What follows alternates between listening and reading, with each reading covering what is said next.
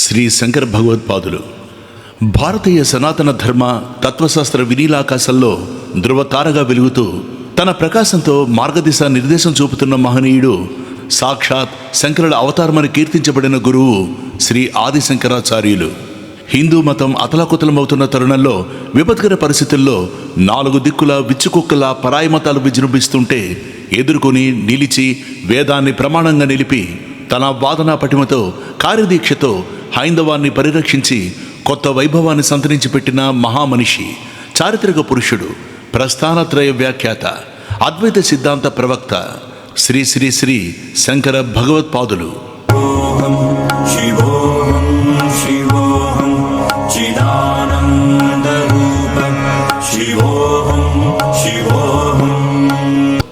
ఆయన కేరళలోని కారడిలో నంబుద్రి బ్రాహ్మణులైన శివగురువులు ఆర్యాంబలకు వైశాఖ శుద్ధ పంచమి నాడు పునర్వసు నక్షత్రంలో జన్మించారు.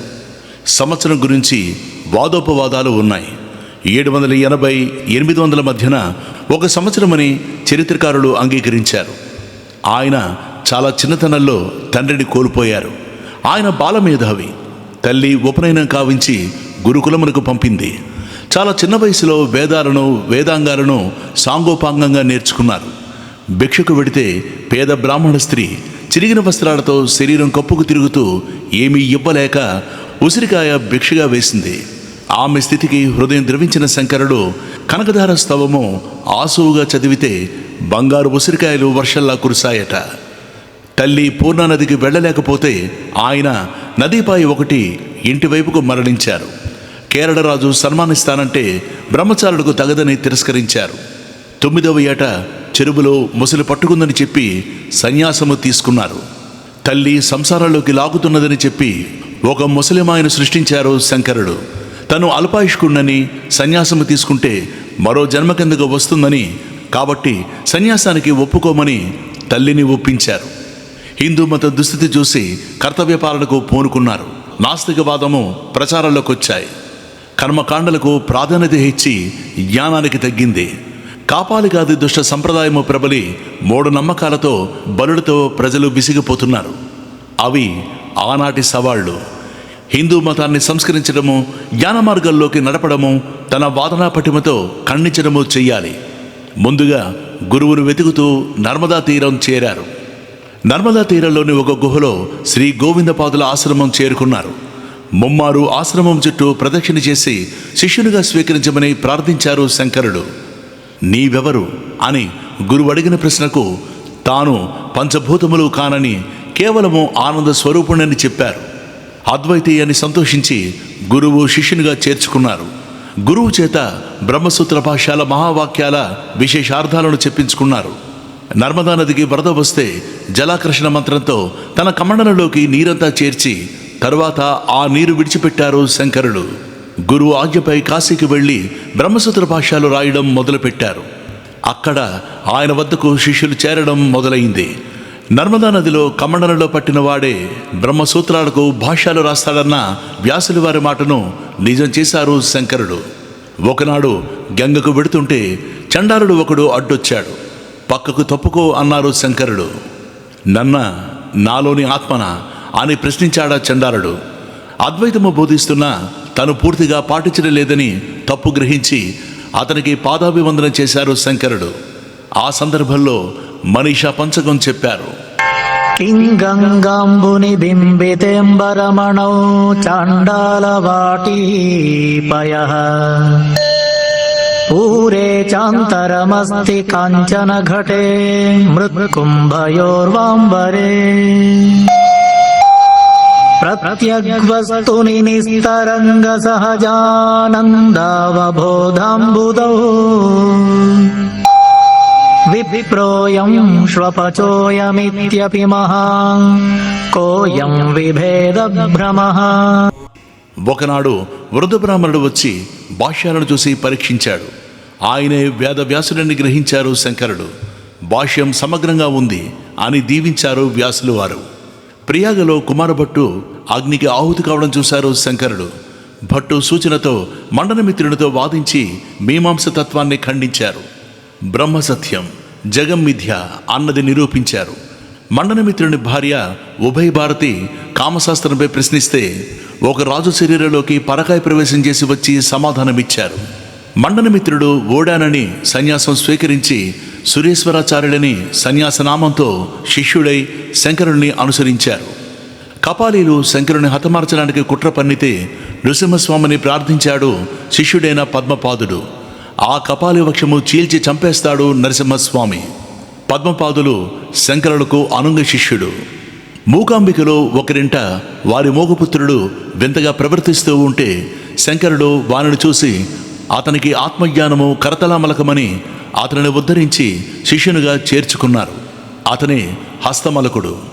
ఒకచోట ప్రసవించబోయే కప్పకు వాన నుంచి గొడుగు పట్టే పామును చూసి ఆ ప్రదేశము మహిమాన్వితమని అక్కడ ఒక మఠం స్థాపించారు. అదే శృంగేరిలోని శారదా మఠం.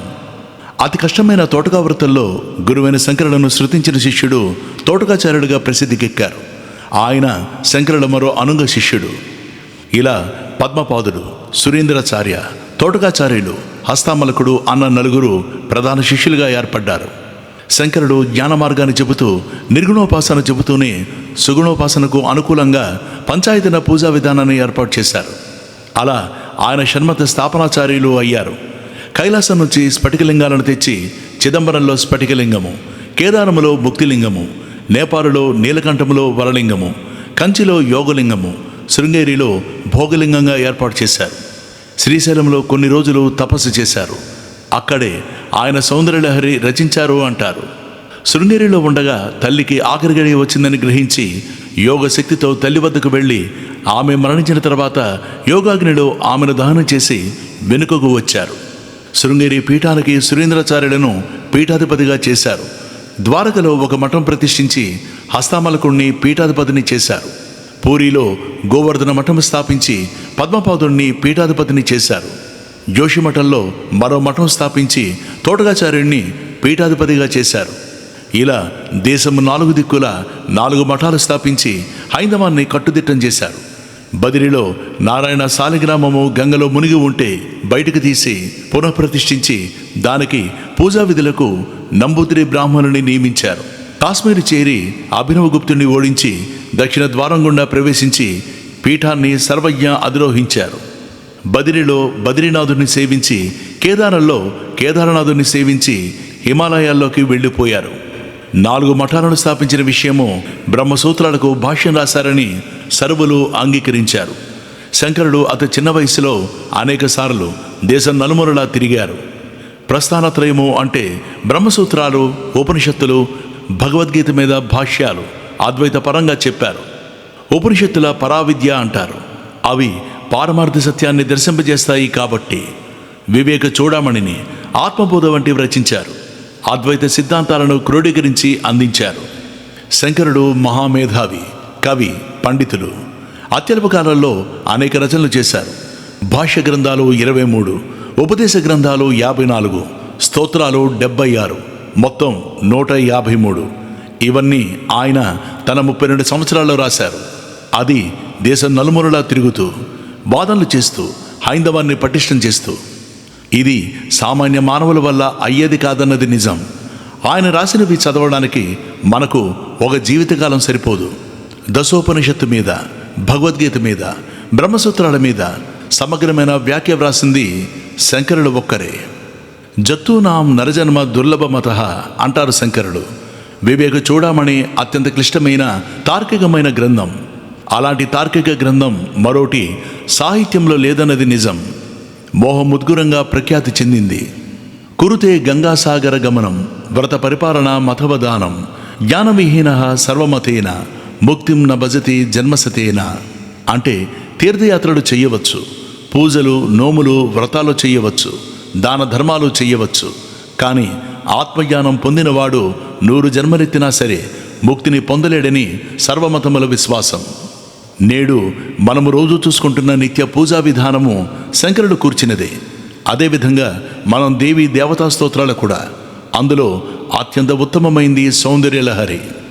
సౌందర్యలహరి ఈ రచన గురించి ఎన్నో కథలు వ్యాపించి ఉన్నాయి. శంకరుడు కైలాసం వెళ్ళినప్పుడు అమ్మవారు ఆయనకు ఈ సౌందర్యలహరి ఇచ్చిందని అంత పవిత్ర మంత్ర శాస్త్ర గ్రంథము నరుడుకు దక్కడం ఇష్టం లేక నంది తీసుకుని ప్రయత్నించగా దక్కినవి సగం పట్టుకొని శంకరుల వారు భూలోకానికి వచ్చారని, అందువల్ల దక్కినవి సగం మాత్రమేనని అంటారు. ముందు 49 శ్లోకాలను అమ్మవారు చెప్పినవని, అందుకే వాటిని ఆనందలహరి అంటారు. తర్వాత 51 శ్లోకాలని సౌందర్యలహరి అని, అవి జగద్గురువులు కూర్చారని పేరు. సదా కదులుతున్న సౌందర్యమైన చైతన్యము అమ్మవారు. శ్లోకాలలోని కవిత్వము అమ్మవారిని గురించి చెప్పేటప్పుడు శంకరుల వారు ఆనందంతో విశ్వరూపము దాలుస్తారేమో. అందుకే ప్రతి శ్లోకంలో పదాలు అద్భుతంగా అమరి అందమైన పూలగుత్తు వలె బాసిల్లి చదివేవారికి అనంతమైన ఆహ్లాదాన్నిస్తాయి. మహామహిమాన్వితమైన సౌందర్యలహరి యథార్థంలో మంత్ర తంత్రశాస్త్రము. నిష్ఠగా సంపుటి చేసిన వారి సర్వము అమ్మవారే చూసుకుంటుంది. ఎందరి నిబిడీకృతముగా ఉన్న సౌందర్యం ఆధ్యాత్మికం. అది చదివిన వారికి అనుభవమే. ప్రతి శ్లోకంలోనూ గూఢమైన అంతరార్థము తెలుసుకున్న వారు అమ్మవారి పదములు విడవరు. తేలికగా అమ్మ సాన్నిధ్యం అందించు అత్యంత అద్భుతమైన గ్రంథం సౌందర్యలహరి. గతైర్మాణిక్యత్వం గగనమణిభిః సాంద్రఘటితం కిరీటం తే హైమం హిమగిరిసుతే కీర్తయతి యః. ఆదిశంకరుడి జీవితకాలను గురించి తలెత్తే పలు సందేహాలకు సమాధానాలు ఈ పీఠ చరిత్రను చూస్తే తేలిగ్గా లభిస్తాయి. ఆదిశంకరుడు తర్వాత అనేక మంది శంకరులు ఈ పీఠాన్ని అధిరోహించారు. శంకరనామంతోనే పీఠాధిపతులైన విభిన్న శంకరులకు సంబంధించి కూడా స్పష్టమైన చరిత్ర కంచిపీఠలో లభిస్తోంది. 1వ శతాబ్దిలో జీవించిన కృపాశంకరుడు మొదటివారు. ఆదిశంకరుడు స్థాపించిన షణ్మతాలు విశేష సంప్రదాయ మతాలుగా భారతదేశంలో స్థిరపడడానికి కృపాశంకరులే కారణాలు. అలాగే 4వ శతాబ్దిలో కామకోటి పీఠాధిపతులైన ఉజ్వల శంకరులు విరివిగా దిగ్విజయ యాత్రలు చేపట్టారు. 5వ శతాబ్దానికి చెందిన మూలశంకరుల జీవితగాథ ఆసక్తిదాయకమైనది. పుట్టుకతో మోగవాడైన మోకుశంకరుడు కంచికామాక్షి అనుగ్రహంతో మాట్లాడగలిగాడు. దేవిపై ఆయన రచించిన మోక పంచసతి ఆధ్యాత్మిక జగత్తులో విఖ్యాతమైంది. విక్రమశక కర్త అయిన విక్రమాదిత్యుడు, కాశ్మీర మాత్రగుప్తుడు కూడా మోకశంకరులను దర్శించిన వారిలో ఉన్నారు. క్రీస్తు శకం 840లో సిద్ధి పొందిన అభినవ శంకరులే ఆదిశంకరులని పలువురు పొరబడ్డారు. చిదంబరంలో పుట్టి కంచి కామకోటి పీఠానికి 38వ ఆచార్యుడైన అభినవ శంకరుడు కూడా కాశ్మీరులోని సర్వజ్ఞ పీఠాన్ని అధిరోహించాడు. ఆ విశేషాలను వాక్పతి భట్టు రచించిన శంకర విలాసం తెలుపుతోంది. 18వ శతాబ్దంలో కర్ణాటకలో జరిగిన యుద్ధాలు శృంగేరితో పాటుగా కంచిపీఠాన్ని కూడా బాగా ప్రభావితం చేశాయి. దాంతో కొన్నేళ్ల పాటు కామకోటి పీఠం కంచిలో కాకుండా కుంభకోణం చుట్టుపక్కల తన కార్యక్రమాలు నిర్వహించింది. 19వ శతాబ్దంలో కంచికి తిరిగి చేరువైంది. పరమాచార్యగా నడిచే దేవునిగా ప్రసిద్ధి పొందిన 8వ చంద్రశేఖరేంద్ర సరస్వతి స్వామి కామకోటి పీఠానికి 68వ ఆచార్యులు. దాదాపు 90 ఏళ్లు కంచిపీఠాధిపతిగా చంద్రశేఖరేంద్ర సరస్వతి స్వామి ప్రజల మనస్సుల్లో చెరగన ముద్ర వేశారు. వారి తరువాత శ్రీ జయేంద్ర సరస్వతి స్వామి కంచి కామకోటి పీఠాధిపతి బాధ్యతలు నిర్వహించారు. ప్రస్తుత పీఠాధిపతి శ్రీ విజయేంద్ర సరస్వతి స్వామి. సదాశివునితో ప్రారంభమైన గురు పరంపర నేటికి అవిచ్ఛిన్నంగా కొనసాగుతూ సనాతన విద్యా సంపద ధర్మాభివృద్ధి మనకు వారసత్వంగా దక్కడానికి తాను మాధ్యమంగా నిలిచి జాతికి జ్ఞానవరదానం చేస్తున్న జగద్గురువు ఆదిశంకరునికి వందనం. పొరపాటును చేసే దోషాల కారణంగా మనం పరస్పరం ద్వేషించుకోకుండా ఉందుముగాక. సర్వదోషాల నుంచి ఉపశమనం కోసం 3 సార్లు ఒకరినొకరం చెప్పుకుందాం. జయ జయ శంకర హర హర శంకర, జయ జయ శంకర హర హర శంకర, జయ జయ శంకర హర హర శంకర. భజ గోవిందం భజ గోవిందం భజ గోవిందం భజ గోవిందం గోవిందం భజ మూఢమతే భజ గోవిందం భజ గోవిందం గోవిందం భజ మూఢమతే సంప్రాప్తే సన్నిహితే కాలే సంప్రాప్తే सन्निहिते काले नहि नहि रक्षति डुकृन्करणे नहि नहि रक्षति डुकृन्करणे भज गोविन्दं भज गोविन्दं गोविन्दं भज मूढमते मूढजहि धनागमतृष्णां मूढजहि धनागमतृष्णां कुरु सद्बुद्धिं मनसि वितृष्णां कुरु सद्बुद्धिं मनसि वितृष्णां यल्लभसे निज कर्मोपातं यल्लभसे निज कर्मोपातं वित्तं तेन विनोदयचित्तं